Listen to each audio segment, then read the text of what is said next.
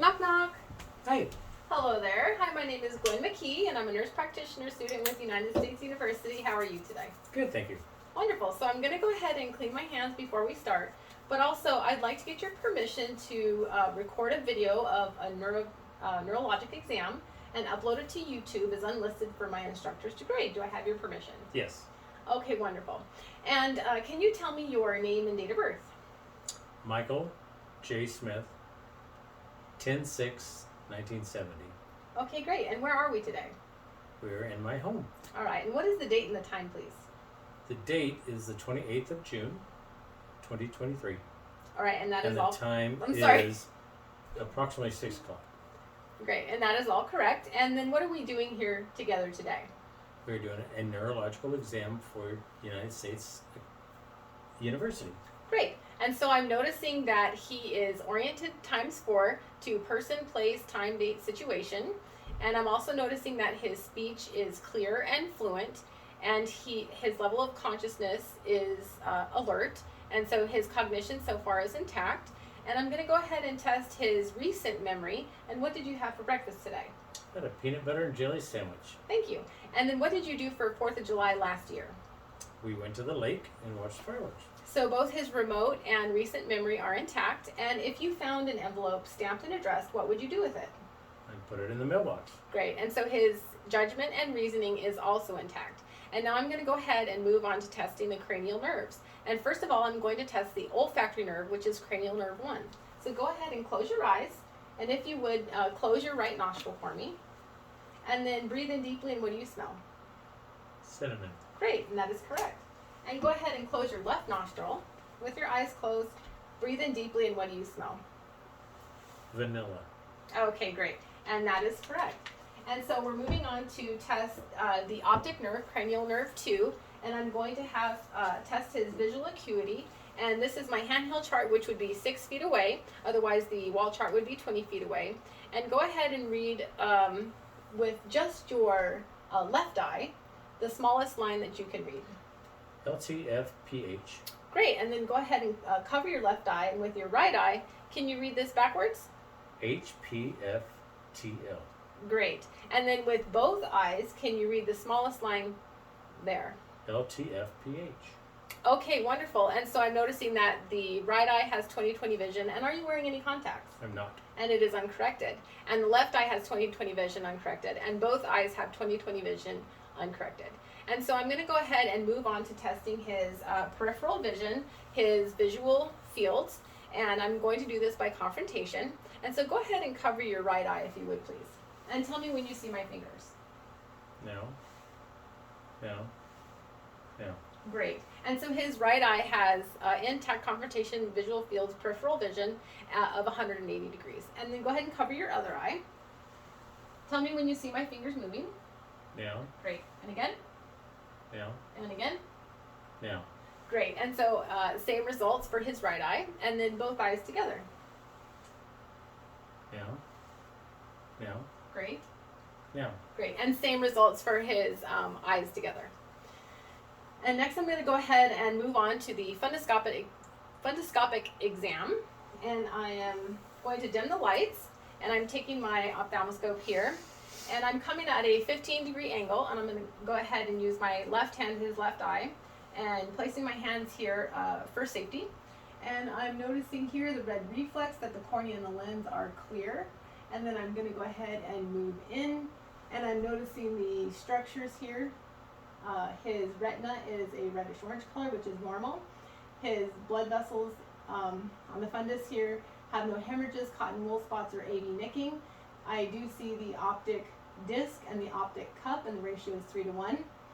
And the margins are sharp, as well as I can visualize the macula and fovea, which are responsible for clear, crisp, and color vision. Great, and those are all normal findings.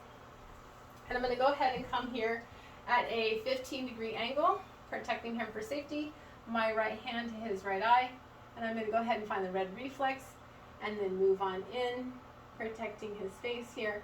And I do notice that the optic disc and the optic cup have a 3:1 ratio, and I'm noticing that the blood vessels have no hemorrhages, AV nicking, or cotton wool spots. I'm also noticing that the retina is a reddish orange normal color, and the macula and the fovea are visible here, and the margins of the optic disc are sharp, and those are all normal findings. And next I'm going to go ahead and move on to cranial nerve 3, the ocular motor nerve. And first I'm going to test his pupillary response to direct and light, and pupillary response and reflex consensually. And so here I'm shining the light in his left pupil, and I notice there's a direct light response, and I'm also noticing that the right pupil consensually constricts. And then moving on, I'm testing the right pupil reflex, and that is intact. His pupil constricts, and the left pupil also consensually constricts. And this is ocular motor, the ocular motor nerve, cranial nerve 3. And I'm going to go ahead and test for accommodation as well. So if you want to look at my finger here, and the pupils constrict to a close object, and then look at something against the wall there. And I'm noticing that his pupils dilate with distant vision, and that is appropriate accommodation. And go ahead and cover your right eye. I'm going to test the 6 cardinal gazes, and also be looking for nystagmus. And so here, follow my finger. This is ocular motor 3 and 3, and there's no nystagmus noted. And then if I bring my finger out laterally here, this is the abducens cranial nerve, and this is cranial nerve 6, responsible for lateral vision there of his left eye. And then if you follow my finger again, and there's no nystagmus, here down and medially, and this is the trochlear nerve, cranial nerve 4, and there's also no nystagmus there. And then if you want to cover your left eye, we're going to do the same thing. So ocular motor 3, follow my finger here, and there's no nystagmus, and 3, there's no nystagmus. And then if you follow my finger laterally, that's ocular motor 6, ocular motor nerve, cranial nerve 6, cranial nerve 6, abducens. 3 was ocular motor here, lateral is abducens, cranial nerve 6. And then down medially and to the middle, follow my finger, and that is the trochlear nerve, which is cranial nerve 4. So, very good. Medial to the middle, down, that's the trochlear cranial nerve 4. Lateral to the right, his right eye is 6 abducens. Left lateral, with his other eye covered, is abducens. And then cranial nerves 3, 3, 3, and 3. Okay, so moving on to the trigeminal nerve, I'm going to have you test your jaw strength against my hand here. So try to open your mouth. All right, and so he has strong jaw strength, 5 out of 5 against resistance for the trigeminal nerve.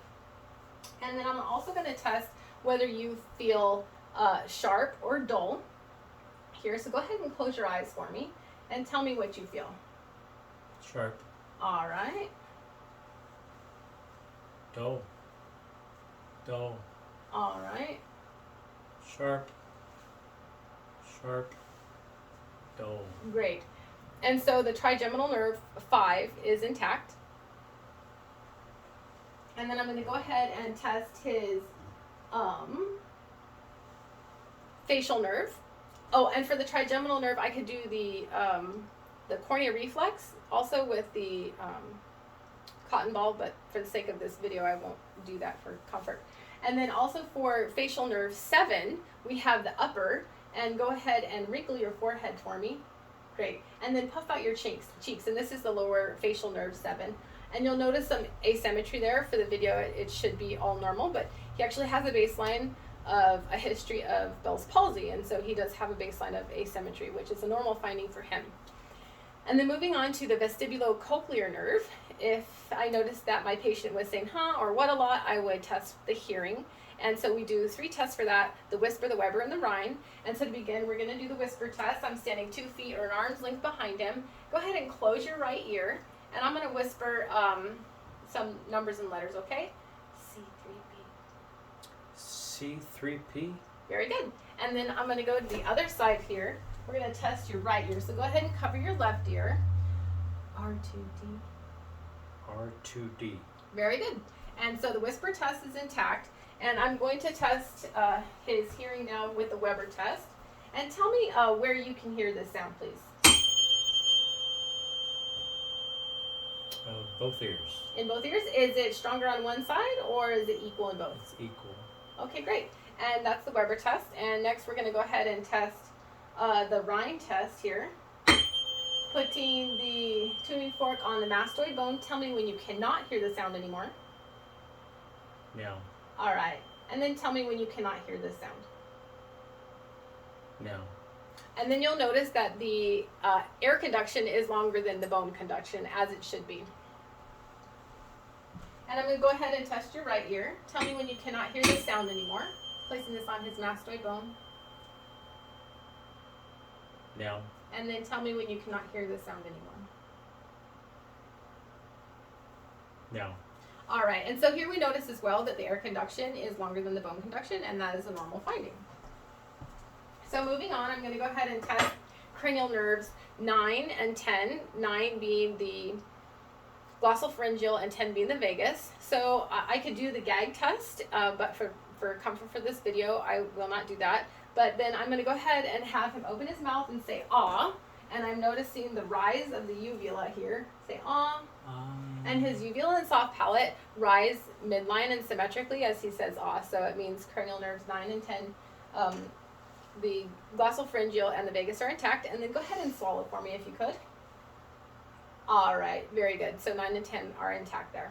And next I'm going to test the spinal accessory nerves. So I'm going to have you shrug your shoulders up against my resistance. And he has 5 out of 5 strength here with the trapezius muscles. And that's cranial nerve 11, spinal accessory, which is intact. And then go ahead and push your hand, head against my hand.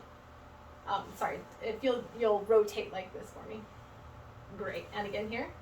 Wonderful, and that is the sternocleidomastoid muscle bilaterally, has equal strength, and that is cranial nerve 11, spinal accessory muscle.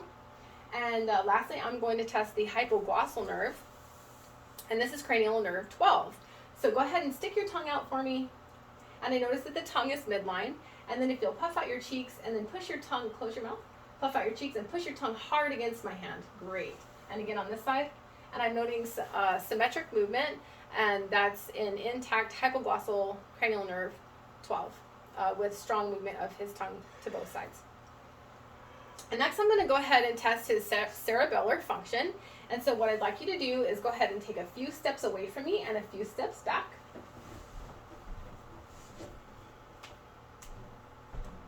All right, that's great.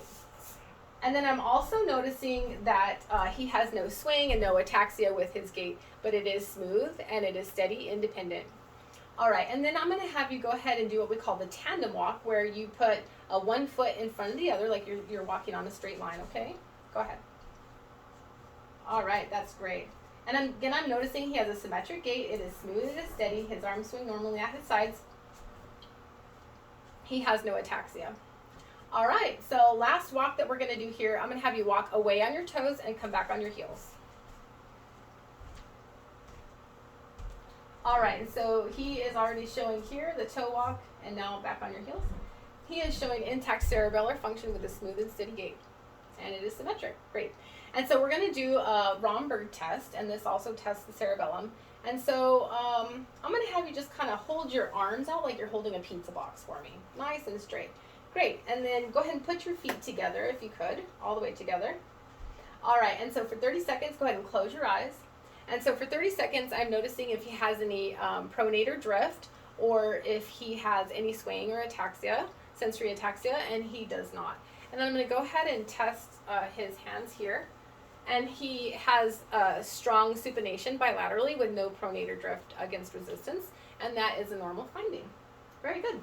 And if you'd like to, you can go ahead and sit here on the table.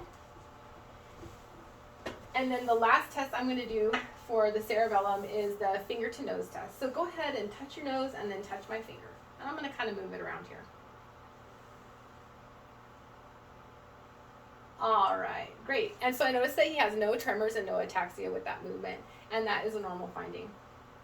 And I don't know if I said earlier, but he also had no nystagmus with cranial nerves 4 and 6, abducens and trochlear. 6 being abducens, 4 being trochlear. No nystagmus. Okay, and so I'm going to go ahead and think about my cerebellum here, make sure I got everything that I needed to get. And then I'm going to go ahead and test the sensory system. And so we're going to do 5 different tests here, okay? So the first thing we're going to do is the joint position sense or proprioception. So for all these 5 tests, I'm going to have you close your eyes and keep them closed, okay? And so let me see your hand here. You tell me whether your finger is up or down, okay? Up, down, up, Great. up, And let's try your other hand. All right. down, up, down, up, And then we're going to go ahead and do it with the toes here. up, down, up, Great. Do it again. up, down, up, down. Okay, great. Thank you for that. And I'm going to go ahead and do the 2-point discrimination test now. So I want you to tell me if you can feel 2 points or 1, okay? Yeah, with your eyes closed. Perfect. 2, 1, 2, All right. 2, 2, 1, 1. Great. And so the 2-point discrimination sensory test is intact as well. And now I'm going to have you open your palms for me, and you can keep your eyes closed. I'm going to draw something on your palm, and you tell me what I'm drawing, okay? A letter or a number. 2. Great. And here again on the right. B. Right. So it's a 2 and a B, and that is correct. And then next I'm going to go ahead and test his superficial tactile and pain sensation. And so you tell me if you feel soft or sharp, okay? All right, here we go. Sharp, soft, soft, sharp, soft. Oh, hang on, let me do it on your skin. Do you mind if I pull your trousers forward just a little bit? Sharp, soft, soft, sharp. Okay, great. So his tactile, superficial tactile, and pain sensation is intact in all 4 extremities. And lastly, I'm going to test his vibration sense. And so tell me, go ahead and put your hands on your legs again with your eyes closed. Tell me where you feel this. My left hand finger. All right, great. Left finger it is. And how about here? My right hand finger. Okay, wonderful. And then here again. My left foot toe. Very good. And last time. Right foot toe. All right, and so his vibration sense is intact in all 4 extremities, testing on his distal interphalangeal joints of the fingers and the toes. And then I'm going to go ahead and move on to the motor system test now. And so I'm going to test, you can open your eyes, and I'm going to test the strength of your fingers. So starting with your fingers together, don't let me,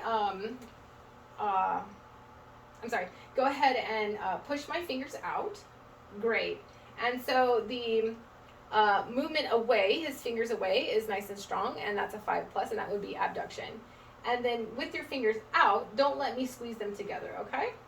All right, great. And so he has strength in the fingers, 5 out of 5, and that's with his, abduction being moving away and adduction moving in.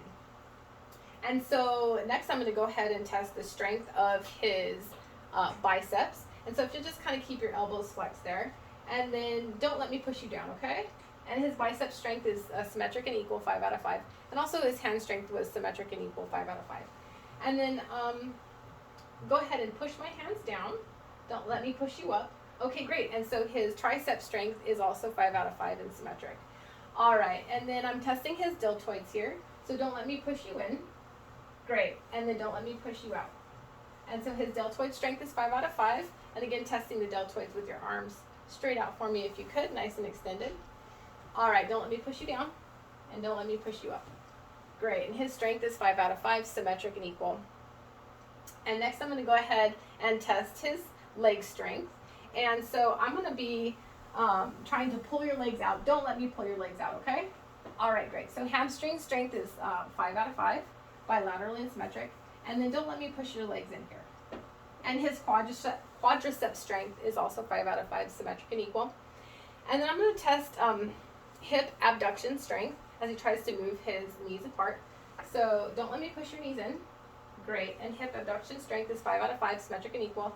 And then I'm going to go ahead and don't let me push your legs apart, okay? All right. And then his hip adduction strength is symmetric and equal, 5 out of 5. And moving on, I'm going to go ahead and test his deep tendon reflexes. And so, to begin, I'm going to test his brachial deep tendon reflex on the tendon here.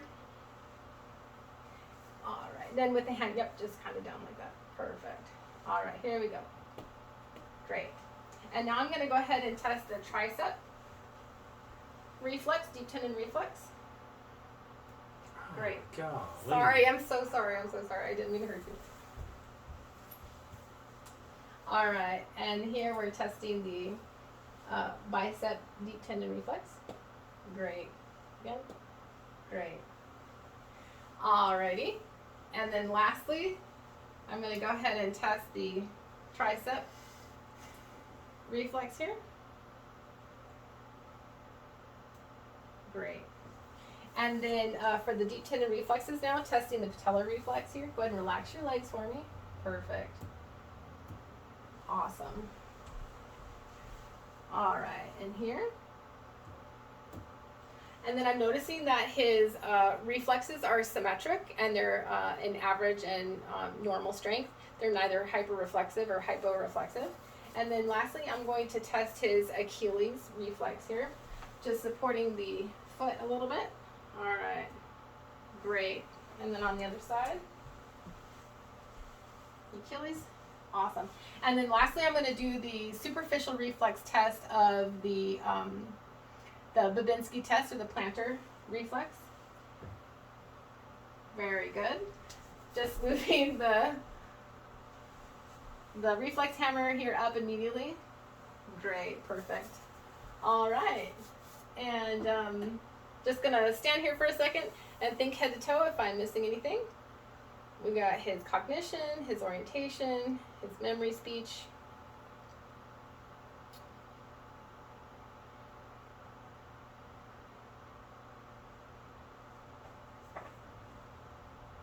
All right, I do think that concludes our video. Thank you so much for working with me today.